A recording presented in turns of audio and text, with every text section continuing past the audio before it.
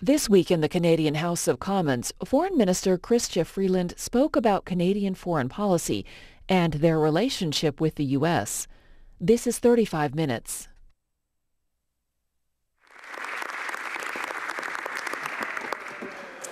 Mr. Speaker, here is a question.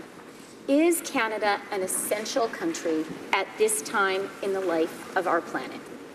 Most of us here would agree that it is. But if we assert this, we are called to explain why. And we are called to consider the specifics of what we must do as a consequence. International relationships that had seemed immutable for 70 years are being called into question. From Europe to Asia to our own North American home, long-standing paths that have formed the bedrock of our security and prosperity for generations are being tested. And new shared human imperatives, the fight against climate change first among them, call for renewed, uncommon resolve. Turning aside from our responsibilities is not an option. Instead, we must think carefully and deeply about what is happening and find a way forward. By definition, the path we choose must be one that serves the interests of all Canadians and upholds our broadly held national values, that preserves and nurtures Canadian prosperity and security, and that contributes to our collective goal of a better, safer, more just, more prosperous, and sustainable world. One we can pass on to our children and grandchildren with a sense of having done the right thing in our time. This is no small order, Mr. Speaker. It is what I would like to spend a few minutes talking about today. Même avant la fin de la Deuxième Guerre mondiale, with the International Conference at Bretton Woods in 1944, Canada has been deeply engaged in and greatly enjoyed the benefits of a global order based on rules.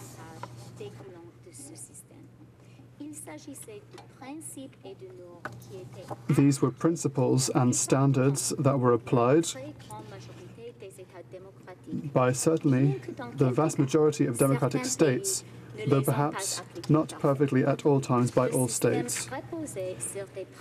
The system had at its heart the core notions of territorial integrity, human rights, democracy, respect for the rule of law, and an aspiration to free and friendly trade. The common volition towards this order arose from a fervent determination not to repeat the immediate past.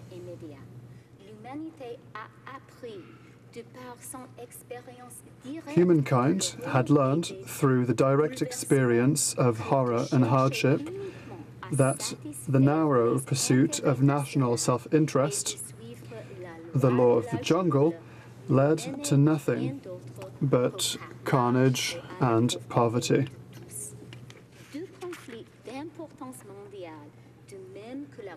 Two global conflicts and the Great Depression, all in the span of less than half a century, taught our parents and grandparents that national borders must be inviolate, that international trading relationships created not only prosperity, but also peace, and that a true world community, one based on shared aspirations and standards, was not only desirable, but essential to our very survival.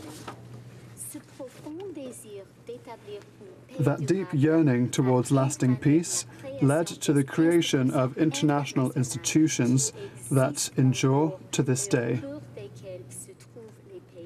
with the nations of Western Europe, together with their transatlantic allies, the United States and Canada, at their foundation. In how we humans organize ourselves, Canadians played pivotal roles. There was Bretton Woods itself, where the Canadian delegation was instrumental in drafting provisions of the fledgling International Monetary Fund and the International Bank for Reconstruction and Development. A few years later, in 1947, a Canadian, Dana Wilgress, played a leading role at the meetings in Geneva that led to the development of the General Agreement on Tariffs and Trade, precursor to the WTO. It is a Canadian, John Humphrey, who is generally credited as the principal author of the Universal Declaration on Human Rights, which was adopted by the UN General Assembly in 1948. That was the first of what became a series of declarations to set international standards in this vital area. And let us not neglect the great Canadian, perhaps best known for advancing the cause of humanitarian intervention, Lester B. Pearson.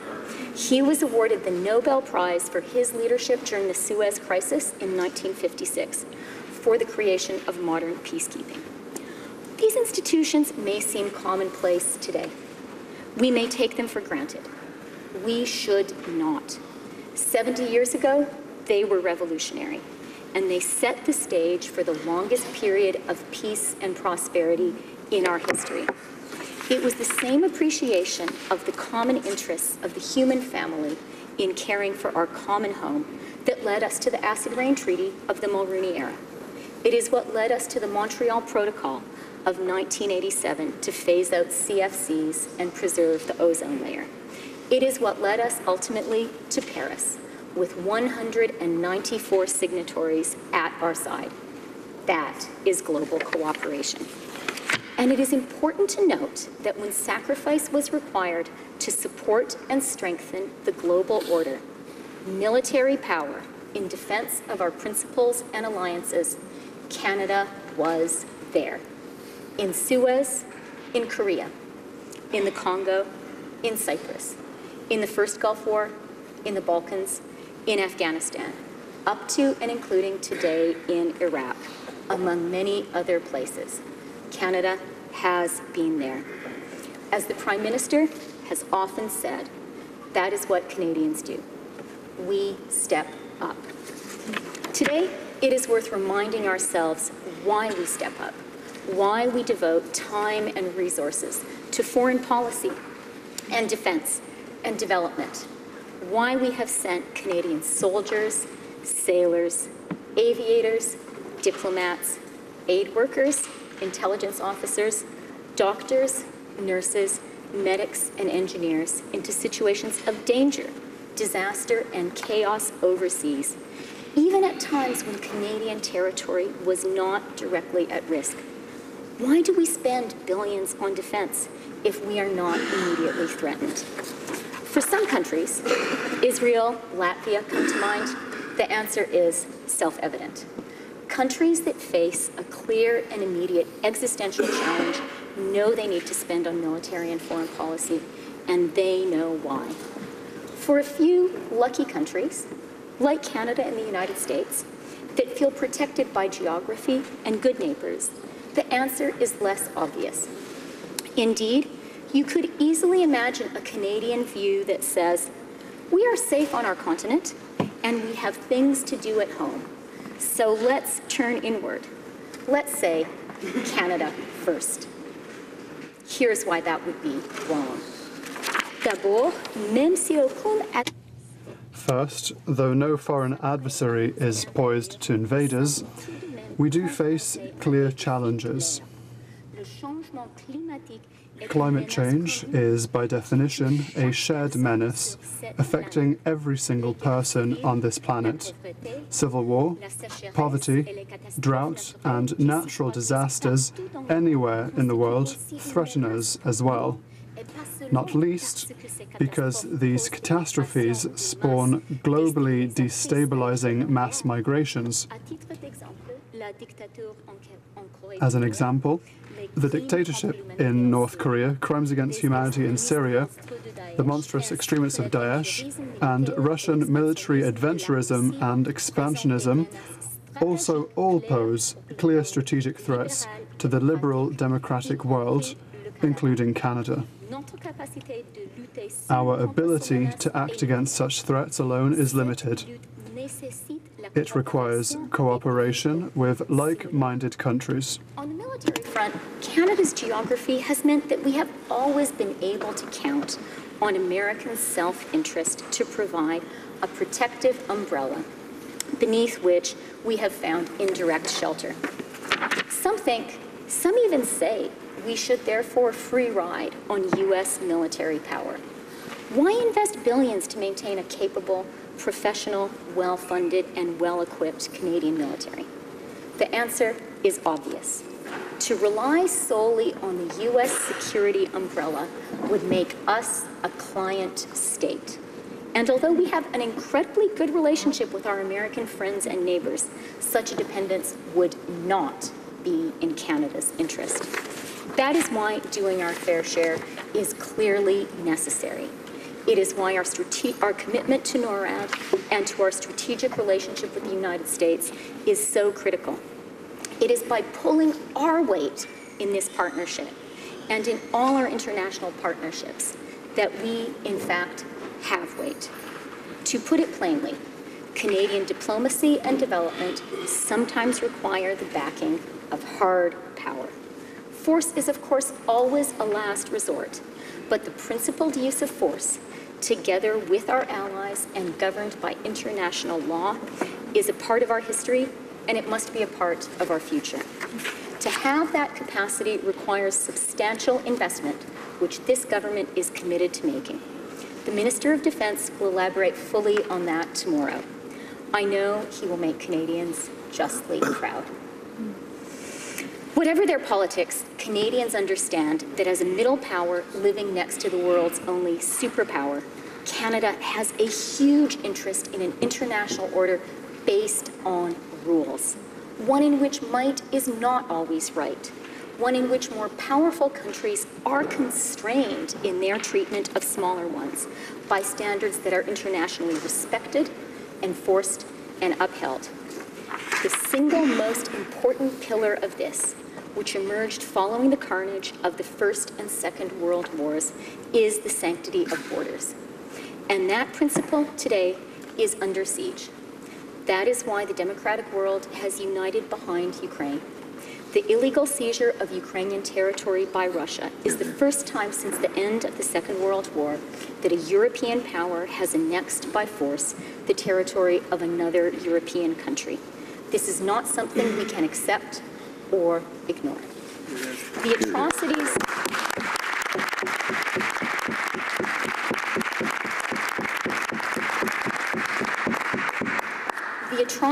of Daesh directly challenge both the sanctity of borders and the liberal international order itself. They create chaos, not only because of the carnage they perpetrate on their innocent victims, but because of the humanitarian crises and migratory explosions that follow. This is why the world has united against this scourge. Violent extremism challenges our very way of life. We will always oppose it. Another key benefit for Canada from an international system based on rules is, of course, free trade. In this sphere as well, beggar thy neighbor policies hit middle powers soonest and hardest. That is the implacable lesson of the 1930s and the Great Depression. Rising trade barriers hurt the people they are intended to help. They curb growth, stifle innovation, and kill employment. This is a lesson we should learn from history. We should not need to teach it to ourselves again through painful experience. L'ordre mondial dans lequel the international order, an earlier generation built, faces two big challenges, both unprecedented. The first challenge is the rapid emergence of the global South and Asia, more particularly China, and the need to integrate these countries into the world's economic and political system in a way that is additive, that preserves the best of the old order that preceded their rise, and that addresses the existential threat of climate change. This is a problem that simply cannot be solved by nations working alone. We must work together. I have focused these remarks so far on the development of the post-war international order, a process that was led primarily by the Atlantic powers of North America and Western Europe. But we recognize that the global balance of power has changed greatly since then, and it will continue to evolve as more nations prosper. The G20, in whose creation Canada was instrumental, was an early acknowledgement of this emerging reality. The countries of Latin America and the Caribbean, Africa and Asia are on the ascendant, delivering ever-increasing living standards to fast-growing populations, bursting with innovation, creativity, and enterprise. This is not a trend any of us should fear. It is one we should embrace. Let us recognize that the peace and prosperity we in the West have enjoyed these past 70 years are desired by all and increasingly within reach of all. And as Canadians, let us be agents of that change. Bravo.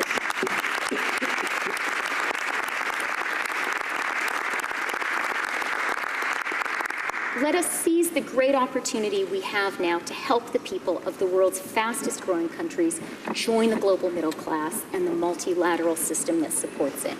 Peace and prosperity are every person's birthright. The second great challenge is an exhaustion in the West of the belief among working people, the middle class, that the global system can help them better their lives. This is an enormous crisis of confidence. It has the potential, if we let it, to undermine global prosperity itself. At the root of this anxiety around the world is a pervasive sense that too many people have been left behind, betrayed by a system they were promised would make them better off, but hasn't. Here's the key. It's true that the system is flawed, but international trade is the wrong target.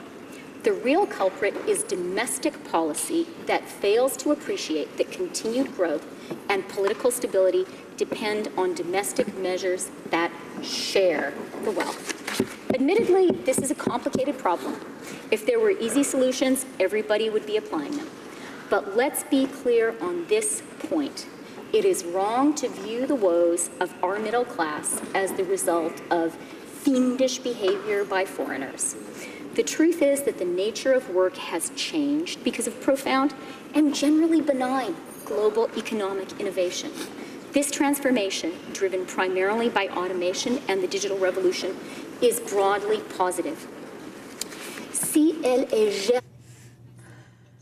Managed fairly, it has the potential to increase prosperity for all, not just the global 1%.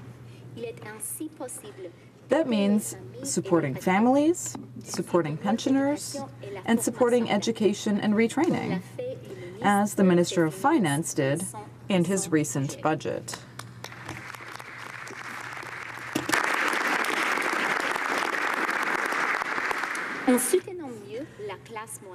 By better supporting the middle class and those working hard to join it, Canada is defining an approach to globalization that can be a model. At the same time, we strongly support the global 2030 goals for sustainable development. The world abroad and the world at home are not two solitudes. They are connected. Likewise, by embracing multiculturalism and diversity, Canadians are embodying a way of life that works. We can say this in all humility, but also without any false self-effacement. Canadians know about living side by side with people of diverse origins and beliefs, whose ancestors hail from the far corners of the globe, in harmony and peace. We're good at it. In the full knowledge that we also have problems of our own to overcome. Most egregiously, the injustices suffered by Indigenous people in Canada.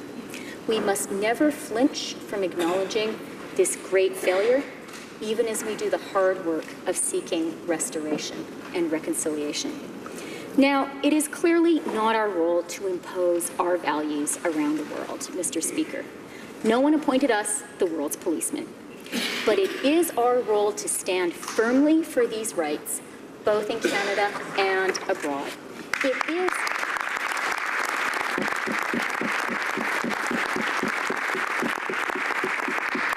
It is our role to provide refuge to the persecuted and downtrodden, to the extent we are able, as we are so proud to have done for more than 40,000 Syrian refugees. It is our role to set a standard for how states should treat women, gays and lesbians, transgendered people, racial, ethnic, cultural, linguistic, and religious minorities, and of course, indigenous people. We can and must play an active role in the preservation and strengthening of the global order from which we have benefited so greatly. Doing so is in our interest because our own open society is most secure in a world of open societies. And it is under threat in a world where open societies are under threat. In short, Canadian liberalism is a precious idea. It would not survive long in a world dominated by the clash of great powers and their vassals, struggling for supremacy, or at best an uneasy détente. Canada can work for better, Mr. Speaker. We must work for better. Now, let me pause and address the United States directly. As the Prime Minister said last week, Canada is deeply disappointed by the decision by the U.S. federal government to withdraw from the Paris Agreement on climate. That said, we will continue to seek opportunities for constructive progress on the environment, wherever we can find them, with our counterparts in Washington and across the great United States, at all levels of government, and with partners in business, labor, and civil society. As I have said, we Canadians can rightly be proud of the role we played in building the post-war order and the unprecedented peace and prosperity that followed. Yet, even as we celebrate our own part in that project, it is only fair for us to acknowledge the larger contribution of the United States. For in blood, in treasure, in strategic vision, in leadership, America has paid the lion's share. The United States has truly been the indispensable nation, Mr. Speaker, for their unique 7 decades-long contribution to our shared peace and prosperity. And on behalf of all Canadians, I would like to profoundly thank our American friends.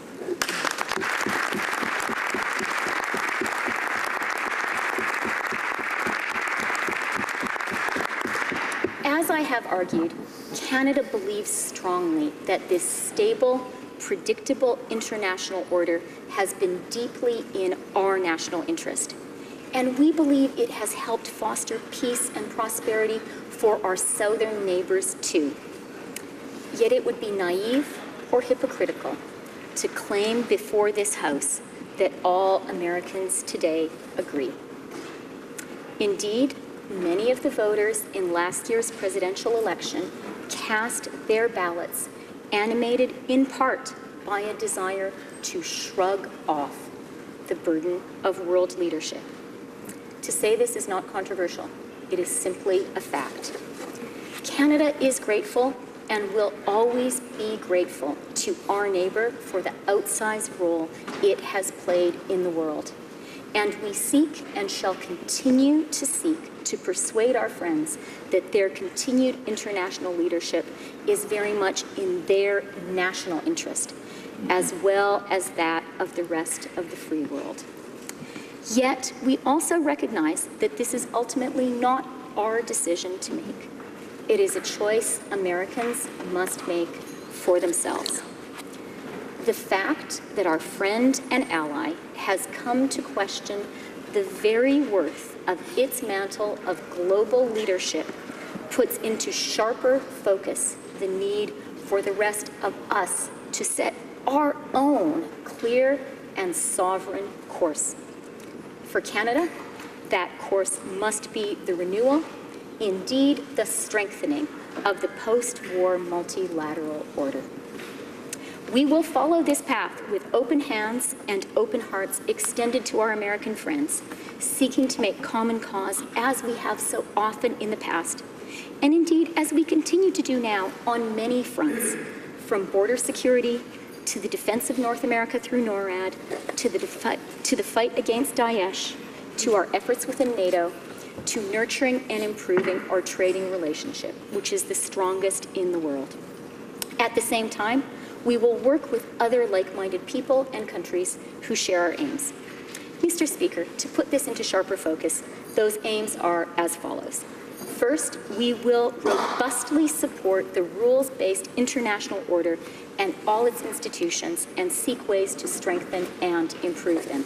We will strongly support the multilateral forums where such discussions are held, including the G7, the G20, the OAS, APEC, the WTO, the Commonwealth and La Francophonie, the Arctic Council, and of course, NATO and the UN. A cornerstone of our multilateral agenda is our steadfast commitment to the transatlantic alliance. Our bond is manifest in CETA, our historic trade agreement with the European Union, which we believe in and warmly support, and in our military deployment to Latvia. There can be no clearer sign that NATO and Article 5 are at the heart of Canada's national security policy. We will strive for leadership in all these multilateral forums. We are honored to be hosting the G7 next year, and we are energetically pursuing a 2-year term on the UN Security Council. We seek this UN seat because we wish to be heard, and we are safer and more prosperous, Mr. Speaker, when more of the world shares Canadian values. Ces valeurs comprennent. Those values include feminism and the promotion of the rights of women and girls. It is important and historic that we have a Prime Minister and a government proud to proclaim ourselves feminist. Women's rights are human rights. That includes sexual reproductive rights and the right to safe and accessible abortions. To safe and accessible abortions. Ces droits sont au cœur de notre. These rights are at the core of our foreign policy. To that end, in the coming days, my colleague, the Minister of International Development and La Francophonie, will unveil Canada's first feminist international assistance policy, which will target women's rights and gender equality.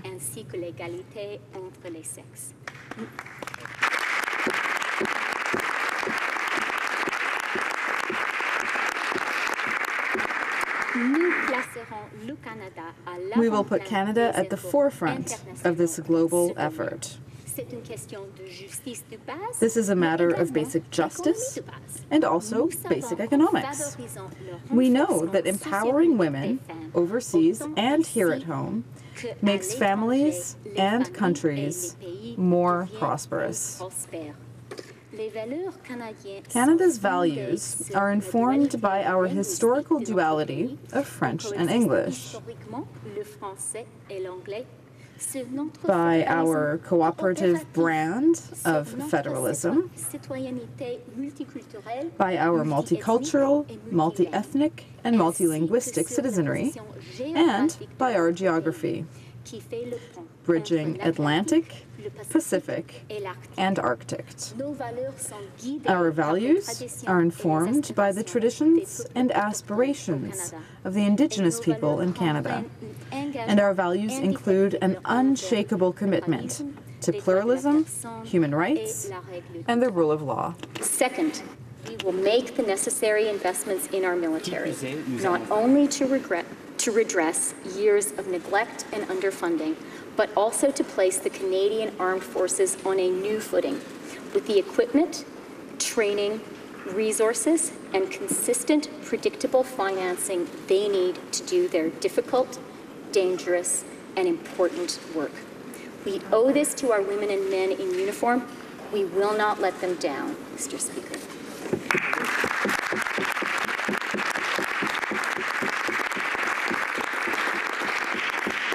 Canada's broader interest in investing in a capable, professional, and robust military is very clear. If middle powers do not implicate themselves in the furtherance of peace and stability around the world, that will be left to the great powers to settle among themselves. This would not be in Canada's interest. Third, we are a trading nation. Far from seeing trade as a zero-sum game, we believe in trading relationships that benefit all parties. We look forward to working with our continental partners to modernize the North American Free Trade Agreement and to making a great partnership even better. Nous allons intensifier nos efforts pour We will intensify our efforts to diversify Canadian trade worldwide. We will actively seek new trade agreements that further Canadian economic interests and that reflect our values, with the Canada-EU trade agreement as our template. As I said, we are proud of the role that Canada has played in creating a rules-based international trading order. We believe in the WTO and will continue our work to make it stronger and more responsive to the needs of ordinary people in Canada and around the world. We believe in progressive trade that works for working people. That is why we are very proud that this month, Canada will ratify the last of the fundamental conventions of the International Labour Organization.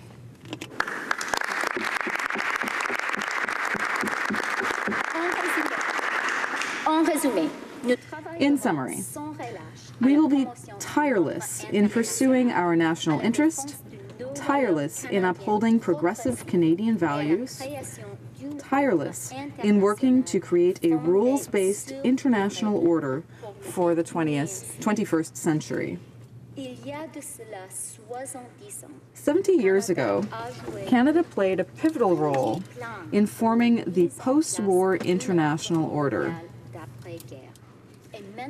We are now called, by virtue of our unique experience, expertise, geography, diversity, and values, to do this again. Mr. Speaker, these are ambitious objectives. There is no guarantee of success. We set them not in the assumption success will come easily, but in the certain knowledge it will not. We will venture in noble and good causes. We will risk. We will enjoy victories, and we will suffer defeats. But we will keep working towards a better world, Mr. Speaker, because that is what Canadians do. Let me conclude on a personal note. A popular criticism today of the arguments I am making here is that all such ideas are abstract, perhaps of interest to the so-called Laurentian elite, or the media, or the Ottawa bubble, but not at all relevant to real Canadians. That line of reasoning is the ultimate elite condescension. It is nonsense. And in reply, I offer the example of my grandfather, John Wilbur Freeland. He was born in Peace River, Alberta, the son of a pioneer family. Wilbur was 24 in 1940 and making a bit of a living as a cowboy and boxer. His nickname was Pretty Boy Freeland. My grandpa was the opposite of an Upper Canada elite. But in the darkest days of the Second World War, Wilbur enlisted to serve. Two brothers, Carlton and Warren, joined up too. Wilbur and Carlton came home. Warren did not. My grandfather told me they signed up partly for the excitement. Europe, even at war, was an exotic destination for the young men of the peace country. Mais il faut voir dans ce geste plus que la soif d'aventure d'un jeune homme. But there was more to it than a young man's thirst for adventure. My grandfather was one of a generation of Canadians who intuitively understood the connection between their lives and those of people they had never met, whose speech they could not comprehend, who lived on a continent so far away as to constitute, back then, another world. That generation of Canadians, the greatest generation, we call them, with good reason, had survived the Great Depression. They were born in the aftermath of the First World War. They appreciated viscerally that a world without fixed borders or rules for the global economy was a world of strife and poverty. They sought to prevent that from ever happening again. C'est pourquoi ils ont risqué et donné. That is why they risked their lives and gave them to fight in a European war. That is why, when they came home, they cheerfully contributed to the great project of rebuilding Europe and creating a post-war world order.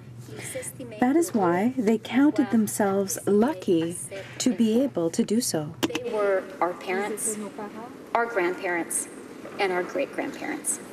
The challenge we face today is significant, to be sure, but it pales next to the task they faced and met. Our job today is to preserve their achievement and to build on it, to use the multilateral structures they created as the foundation for global accords and institutions fit for the new realities of our century. They rose to their generation's great challenge, Mr. Speaker. So can we. Thank you.